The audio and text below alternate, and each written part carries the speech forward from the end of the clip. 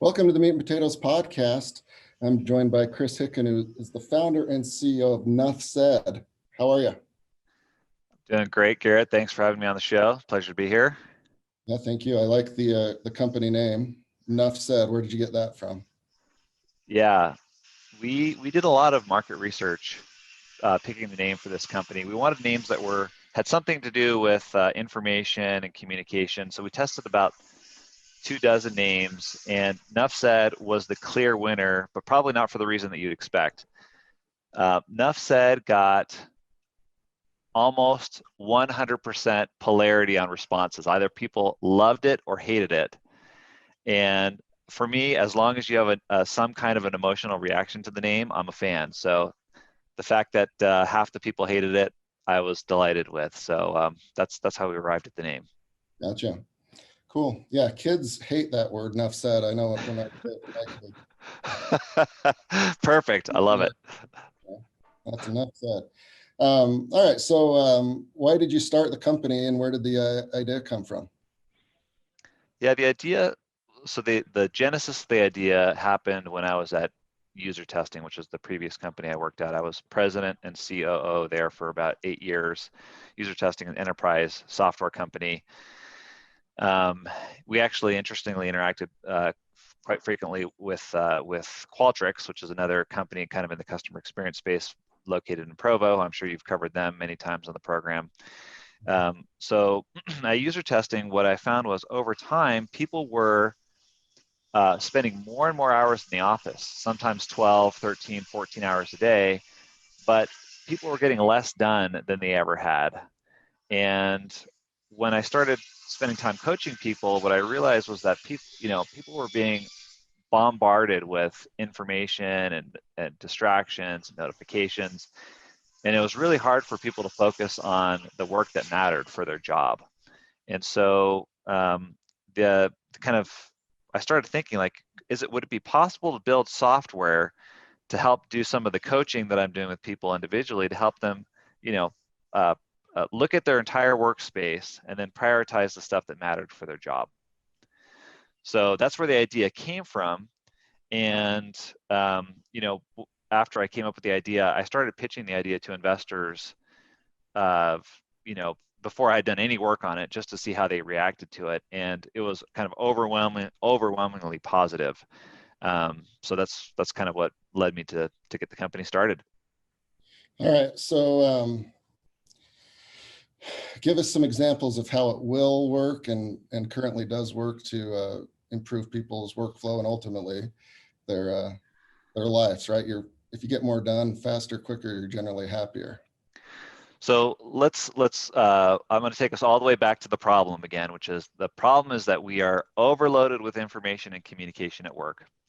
And that's coming from email, chat, SMS, LinkedIn, updates, newsletters, notifications, the dog barking in the background, the baby who needs the attention. All these things need our attention.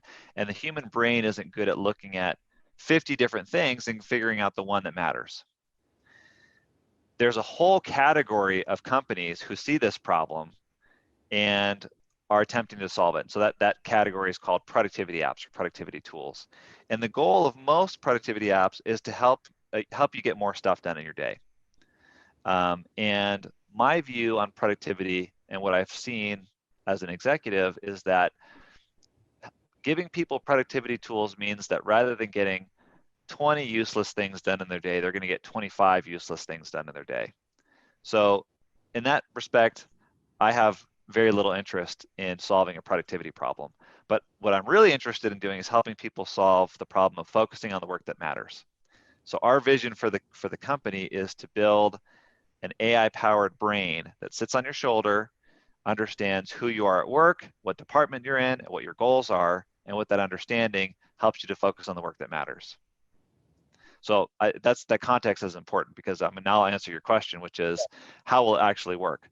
So the way it works is there's kind of two parts. The first step is you sign up for Nuffsaid on the site. We allow you to integrate your main work apps. So you can connect your email, all of your email accounts, all of your chat accounts, your calendar, your tasks, all into a single workspace. So now you have everything in one single feed, and all of the information that's coming into your workspace is prioritized for you automatically into a couple of different buckets. Most importantly, though, there's a bucket at the top called urgent. So anything that needs your attention right now is automatically prioritized for you there. So this could be meetings or tasks or messages.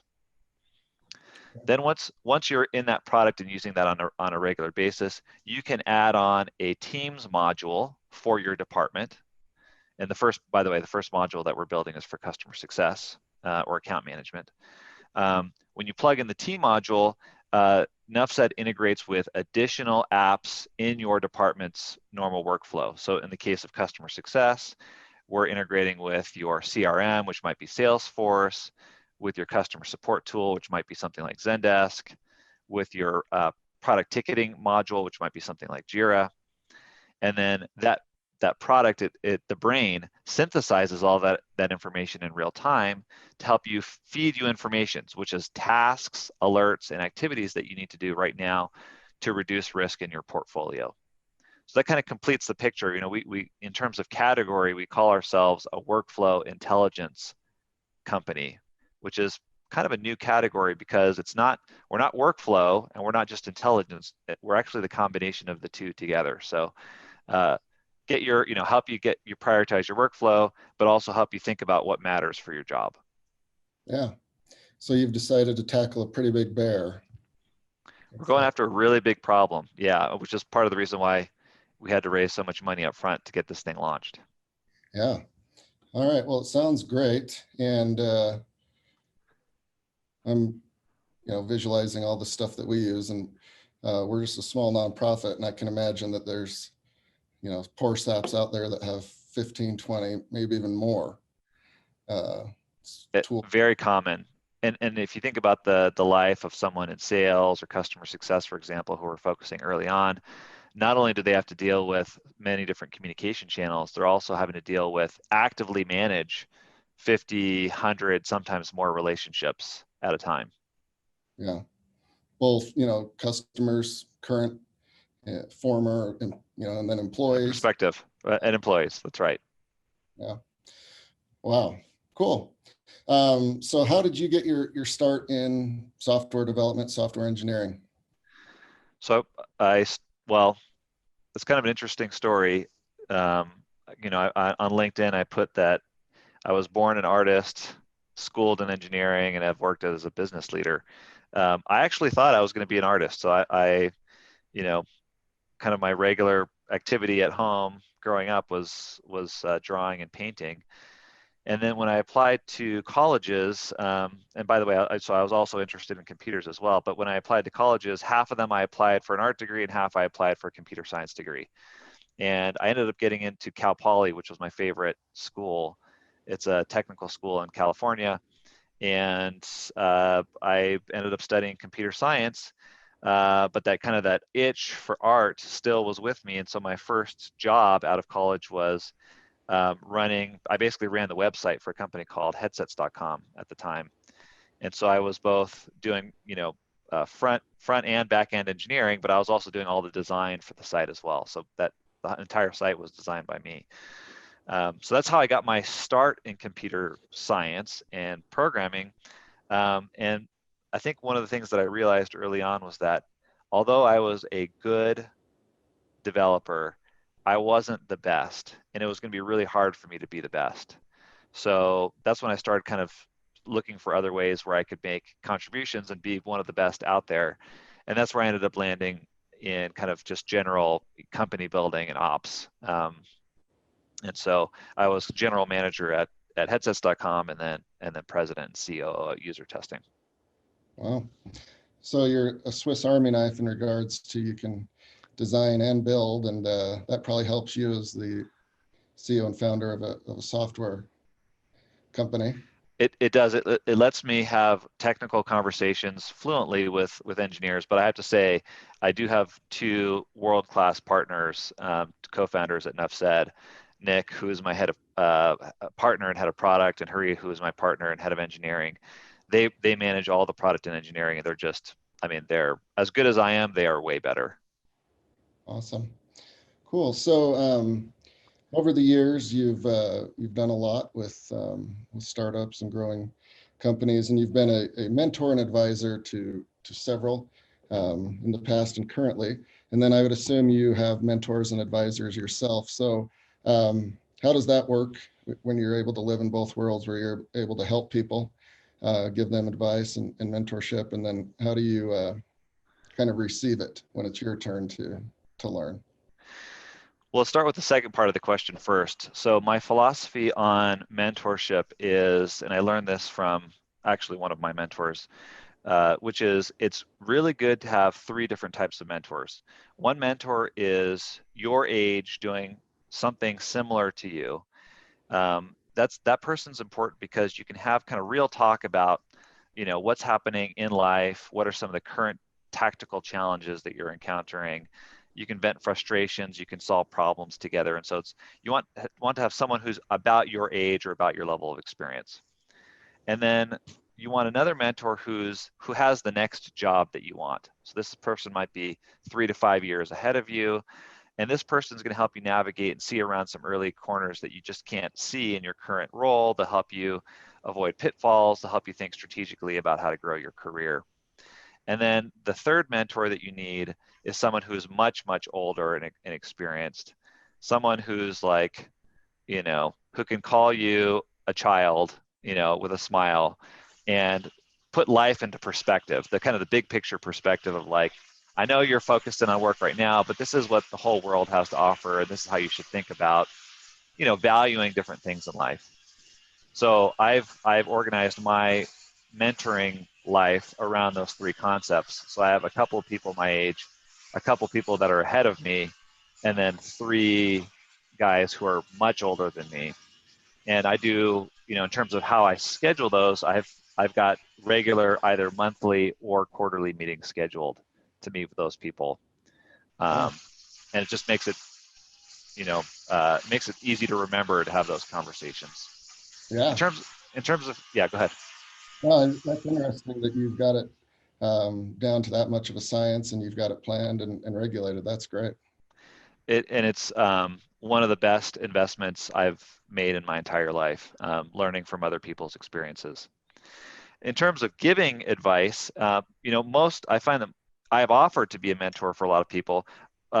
Most folks aren't willing to set up the regular meeting cadence. And so most of the coaching I end up doing is via existing programs where mentorship is already in place and expected and provided for the mentees. So I'm a mentor, for example, at Acceleprise, which is an early stage B2B accelerator based out of, well, they actually have offices all over the country. Cal Poly has an accelerator program, so I do some mentorship there.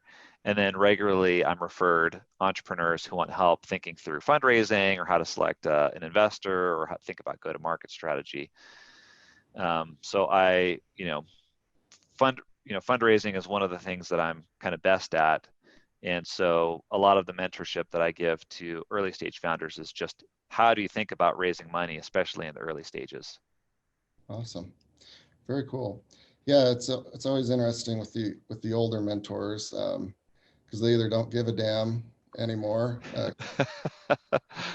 and so it's really accurate and candid, um, or they can actually be pretty helpful and guiding because they've made a lot of mistakes and done a lot of things right as well. So the guesswork's kind of taken out a little bit.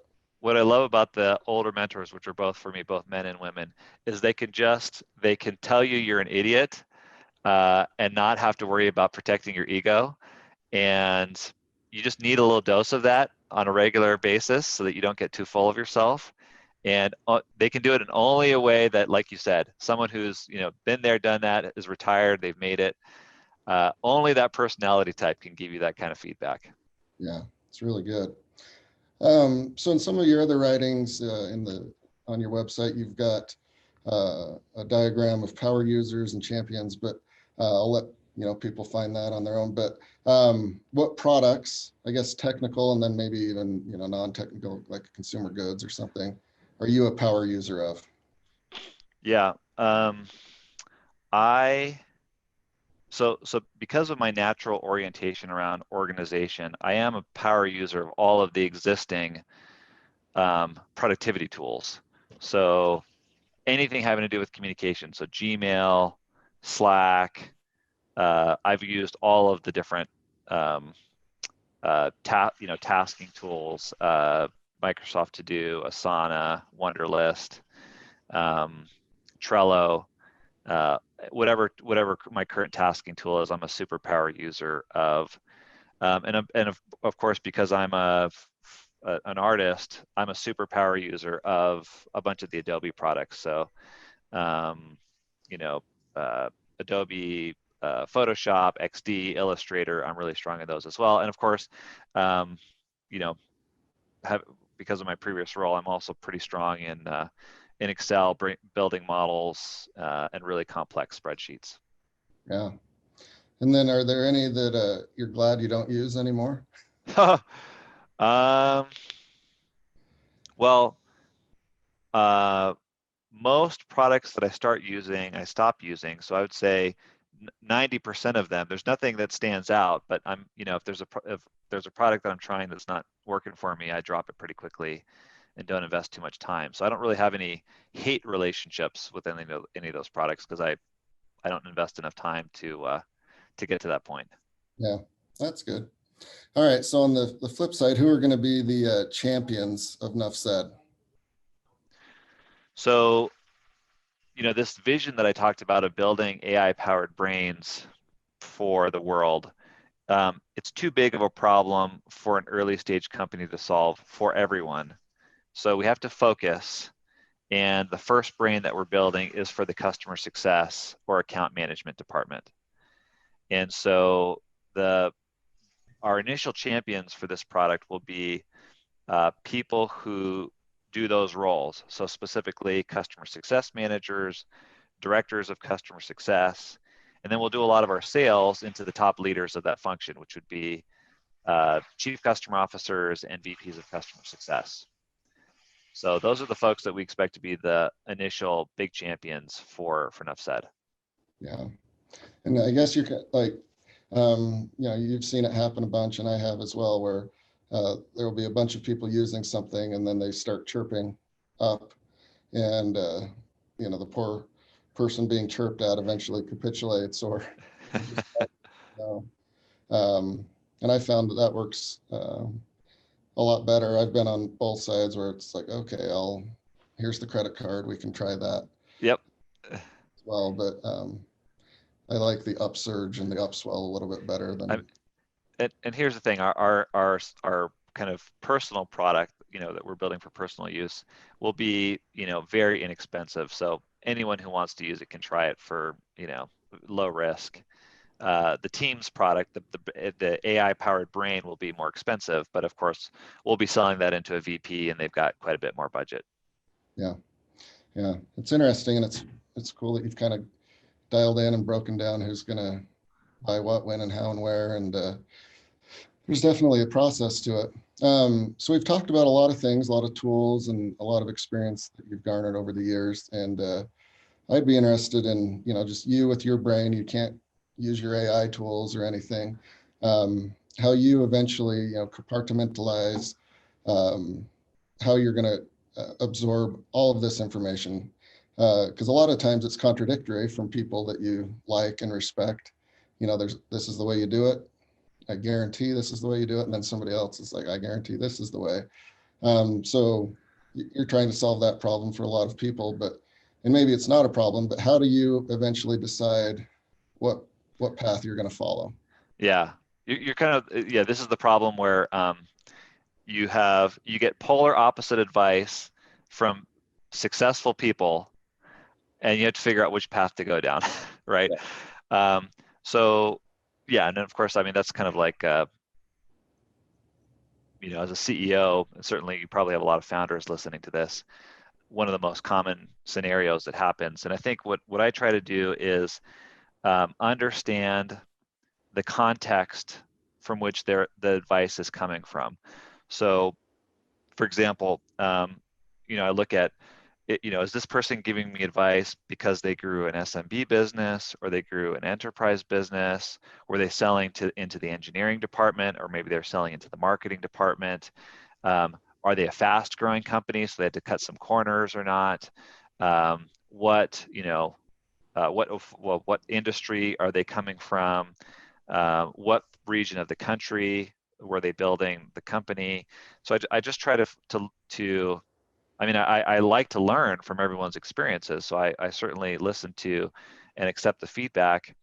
And then I just try to do as good of a job as I can mapping the feedback back to the situation that we're in. So, for example, we're selling enterprise software into a customer success team. So I'd look for feedback that most closely aligns with that profile of a person, while still listening to and understanding the experiences of people who maybe had a little bit of a different experience or playbook. Yeah. Yeah, it's a lot. And I'm sure, like most people, you've got friends or colleagues that you'll just do opposite of what they say, because that's Yeah. often they're wrong. I, And I yeah, mean, as well. there's always a nugget of something valuable. Even if the advice is terrible, there's always a nugget of something valuable in it. So I always take them a moment to listen, understand their perspective, and see what I can learn from them. Even if I'm going to discard 90% of it, there's usually some nugget in there that's worth remembering for the future. Yeah, good point. You guys have an interesting philosophy on one-on-one meetings. And again, you've written about that, but I'd be interested to get your thoughts on how you came to kind of that model and what value you derive from it. So it started with this idea that we felt like the company was going to be largely remote, meaning that we weren't going to have very large centralized offices. So we needed a way to keep people connected in with the company, the culture, the values of the company. And then, of course, with COVID, it just became even more important to have this meeting structure. So we spent a lot of time, and we pulled in best practices from my experience at Nuffsaid, and my partner Nick and Hurry brought in best practices from their experiences at Google and from large consulting firms. So we came up with this, what I think is a pretty good meeting format. And so we call our one-on-one meetings syzygies, which is an alignment of three celestial bodies, in this case, employee, manager, and company. And what we're trying to do is get everybody on the same page about what's happening in the company. And so there's kind of, the way that we have it structured is it's a 30-minute meeting once a month. And by the way, that's important that it's important that it's once a month, because if you do it too frequently, it becomes mundane and you don't end up getting enough new information. If you go longer than a month, you can have issues that start to percolate and you're not addressing them quickly enough. So the month is the right cadence for us. And then the meeting itself has three different components. It's look around and see how things are going right now at the company. So what's the state of the union and how's everybody feeling? 2 is to look back at how the person has performed over the last month. And then 3 is to look forward at what's to come and what's needed for the next month, in between this syzygy and the next one. So in the look around section, we give some private time where the teammate can share whatever they want with their manager, and it's private. So none of that information is shared. And we're asking questions like, I'll just give you a couple of examples. What's on your mind about the company from the last few weeks? What are concerns or frustrations that you want to share? If you were me, what changes would you make? How are you doing overall since the last time that we met? So all of that information is private. Then we pull up our core values document and we ask people to look at the core values and ask how, as a company, we're performing relative to our core values. And then we have an executive feedback form. So we pull up a feedback form and we let the person, the teammate, share any frustrations that they have with the executive team.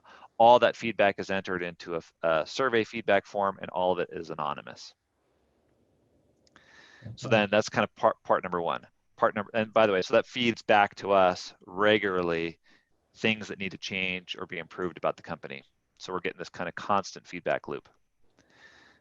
Section number 2 is to look back. So in the last month, how did things go? So we asked people about both their engagement with the company over the last month and their performance. So we're looking for frustrations that have perked up.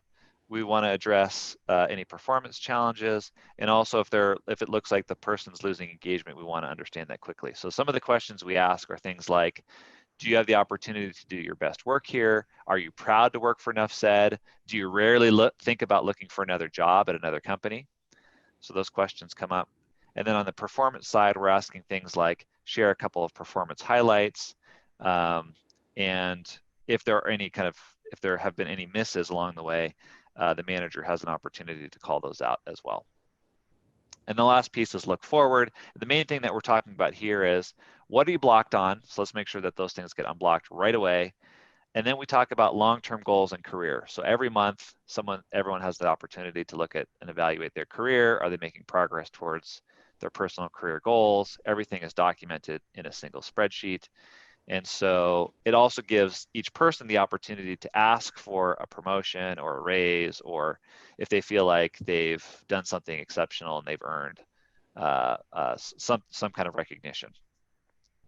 So that's how we've structured these. We've been doing them for about 1.5 years. They are really a really core part of our culture now.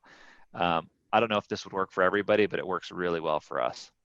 Yeah, it sounds great, and it covers a wide swath and doesn't leave too many stones unturned. Could be some crying every once in a while, or voice. There could be. If there is, it happens in the private section that I haven't heard about. Yeah, the private section is probably the funnest. Yeah, for sure. Yeah, it's like sometimes you ask somebody how their day's going, and then 30 minutes later, you just go, the meeting starts, right? like, oh boy, you've got things going on. Yeah, definitely. Cool. And so at what point, is it, you're a manager of 10 employees? Is that manageable for your meetings? At what point do you have too many? Reports? Yeah, we have a target of 7 direct reports with a max of 10. If you get to 10, we figure out a way to restructure. Okay. And then, so for you, will your direct reports, do you decide, tactically, or is it just the normal org chart? Do you pick and choose? What do you mean by that? Are you asking if in my one-on-ones I talk about tactics with my direct reports? No, like, the CEO usually would be the CFO, COO, and CMO, but do you go further down and have direct reports that, I guess, aren't direct reports, but you might want to hear from them? Oh, I see. Yeah, so like skip function meetings. Yeah, the way that we handle that is we've created a couple of spaces for people to interact with executives in the company. The first one is we have a company questions and updates channel within Slack where anyone can post any questions, and everyone on the exec team is monitoring that. So if you have a question that comes up, a concern, you can voice that there and get it addressed. We do a weekly water cooler meeting, which is the digital equivalent of running into someone in the morning at the water cooler on the way at the beginning of work when you're getting some coffee. So it's an informal way for everyone to get together and just talk about how everyone's doing personally. There's no work agenda at all. It's just time for people to connect the way that they would in a normal office. Gotcha. The third thing that we do is on a monthly basis, we do pizza nights. So the company pays for anyone that wants, the company pays for you to order a pizza. And we spend an hour together just talking about how people are doing in life in general. Usually we have a couple of themes or interesting topics. So we'll pick a theme like, I don't know, skiing, and then we'll have a discussion about that. So there are ways for the exec team. We're building a culture where the exec team can get access to the entire company without having to have very formal step function meetings and safe spaces for people to just talk about what's going on. Cool. Awesome. And then you mentioned in your writings a 30-year relationship and why that's important for you and the company. Yeah, so we have, you're talking about our core values, and our first core value in our values document is that we build 30-year relationships. And what, you know, the sentiment behind this is we're trying to communicate that we want to build career-long relationships with everyone at the company. And when you think about relationships that way, you really do treat people differently. And so the way that we've structured our values is, and by the way, one of my frustrations about most companies' values are that you don't know, you read the value and you don't know how you should act or behave differently because of the value. So you might see a company who has a value like, integrity or honesty, and it's like, okay, but what do I do about that? Like, how should I change the way that I behave at work to live up to this value? So the way that we address that in our core values is, in addition to each value statement, we provide, 4 to 5 statements of behaviors that we expect people to, to embody at work to live up to that core value. So I'll just read off for you the 3 behaviors that support building 30-year relationships. The first behavior is we seek to understand others' perspectives and contexts. And this helps, this kind of gets around the know-it-all who focuses on just sharing their own context and doesn't give a darn about anyone else. I don't know if you could swear on this podcast. We're going to keep it PG for now. The second one is we lead with good intent and assume others do as well. So same thing, people are going to say and do things that are going to piss you off at work. And rather than assuming that they're being jerks, you start by assuming good intent first and then explore that with that person. 3, we communicate very directly without judgment. This is probably for me the most important one. We want a culture where everything that needs to be said is always said, but not in a way that belittles or judges others. So we're not assholes about it.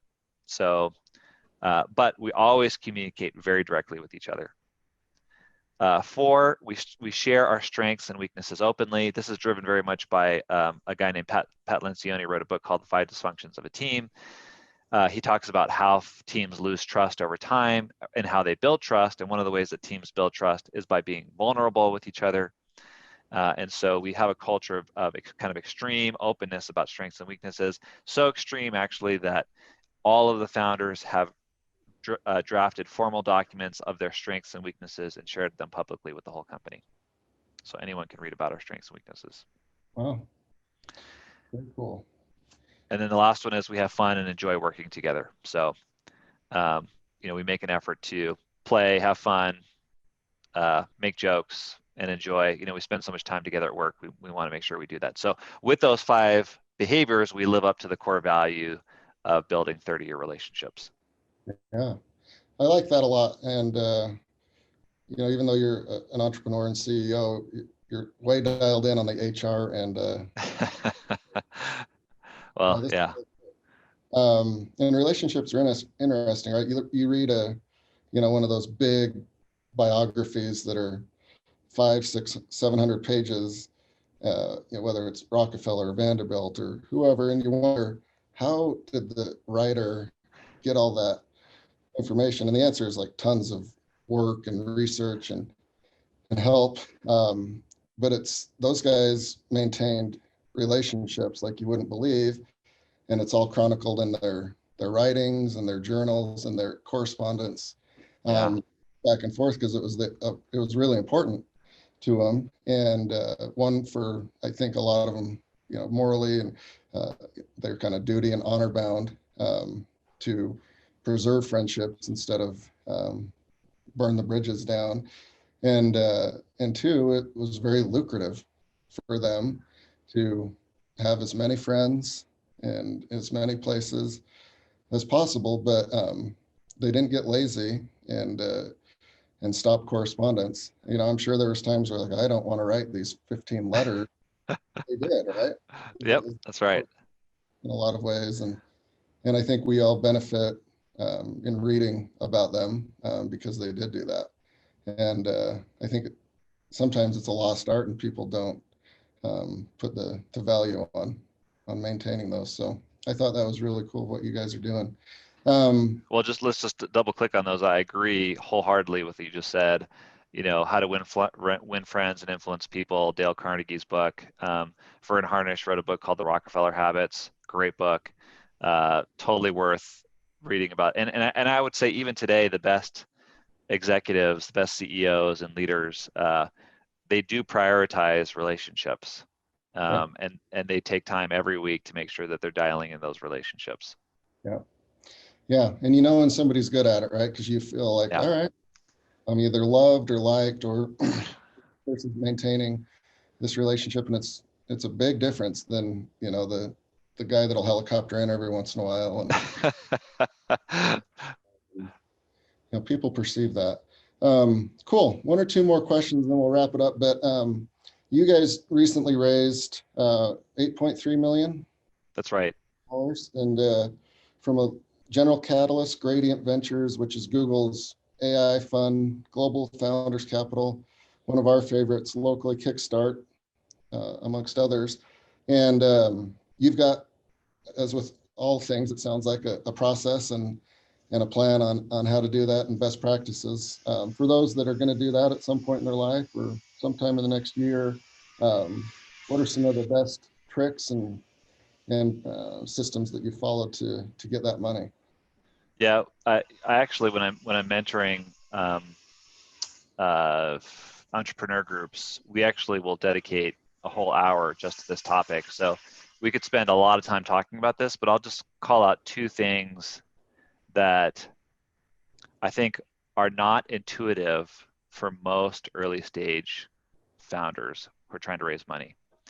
So seed stage investing is different from every other stage because there's so little evidence in the market that your idea is any good.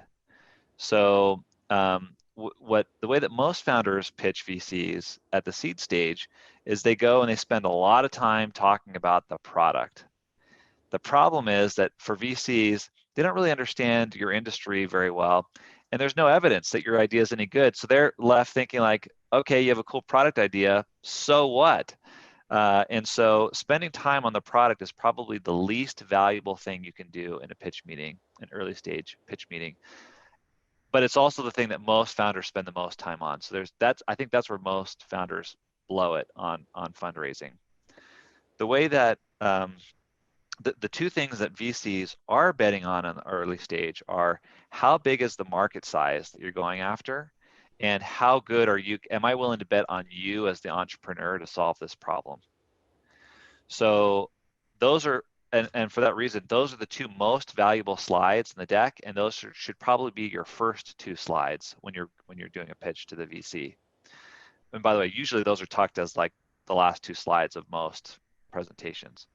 And so in the market slide deck, it's what most founders do. Well, I'll just show it. The worst thing that you can do is say, Gardner so-and-so report said that this is a $9 billion industry growing 20% a year, because no one cares what Gartner or Deloitte or whoever had to write about this industry. It's not relevant to me making an investment decision. So don't give me that slide.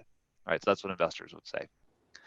The next worst thing that you could do is say, well, there are,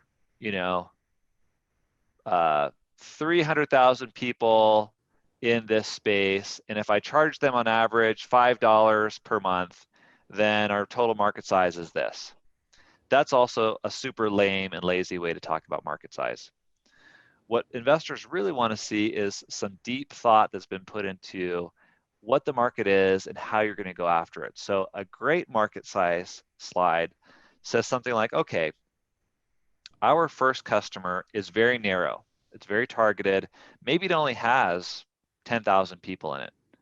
But the reason why we're going after this market is because they have this really, really intense pain that we can solve better than anyone else on day one.